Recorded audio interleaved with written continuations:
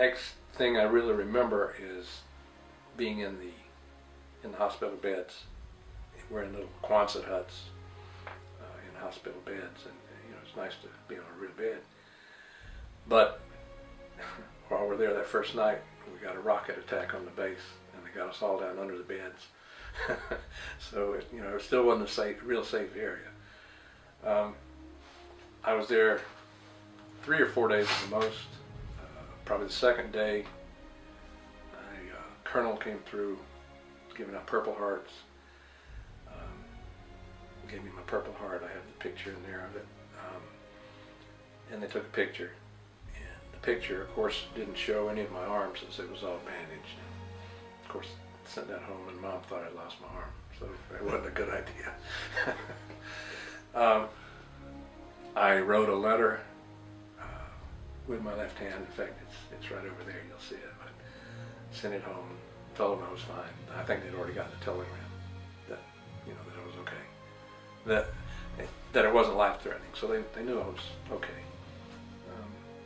And then in 3 or 4 days, left from there and flew to the Naval Hospital in Yokosuka, Japan. I was there a month. Well, Japan was pretty nice. Obviously I was in a little bit of pain, but not nearly like so many people. And we were in big squad bays, like in the hospital, probably 60 or 80 people, rack after rack in rows.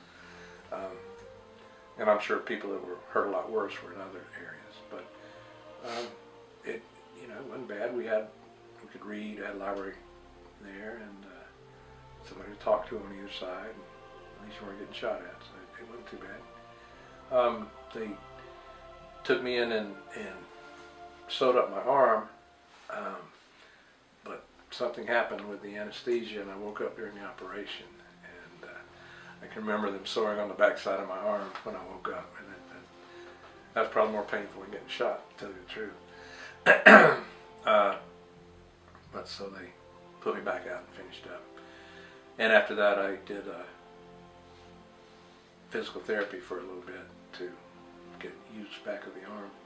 They used these big metal stitches that were, and there are only, I think, 6 of them in there. Anyway, we finished. I was there right out a month, and the last week, I guess, I was there. I thought I was going to have to go back once I got used to my arm again. But they had started the troop withdrawals before then, and so they got to where they weren't sending people back if they'd been sent out of country. So they came and told me I was going home, and that's a mighty good feeling. I had one night while we were there that went out with a couple people to see a little bit of Japan, but I saw very little of it. Like most Marines, we went to a bar and had some drinks and came back. We got on the plane to come home. It was a hospital plane. We were facing backwards the whole way. At least I could sit up. I didn't have to be in a stretcher. Flew to Alaska. Had a small what do you call it? Small. Waited there a few minutes. Anyway. Layover, yeah. And then flew on to Dulles outside of D.C. From there, got on a smaller plane and flew to Charleston. They take you back to the Naval Hospital closest to where you went in, and that was closest. Then I got put in a ward in Charleston and called home, and I guess the next night, the family came down to see me, which was really hard to imagine. And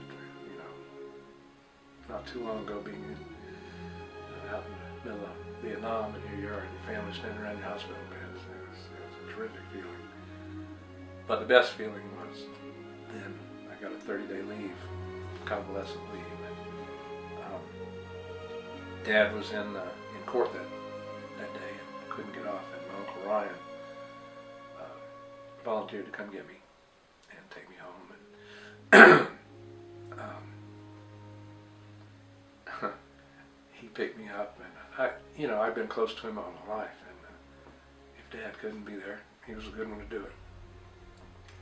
And we drove home and took our time, and we stopped and had a couple beers in a couple places. And he'd walk in, and I remember him saying, "This is my nephew, and he just got back from Vietnam."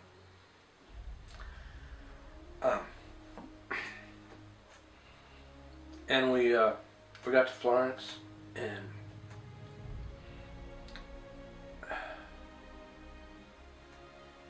pulled it in the front yard, and Mom came out the front door.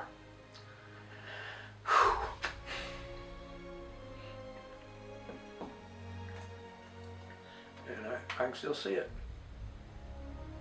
And that's what it was like to come home. It was terrific.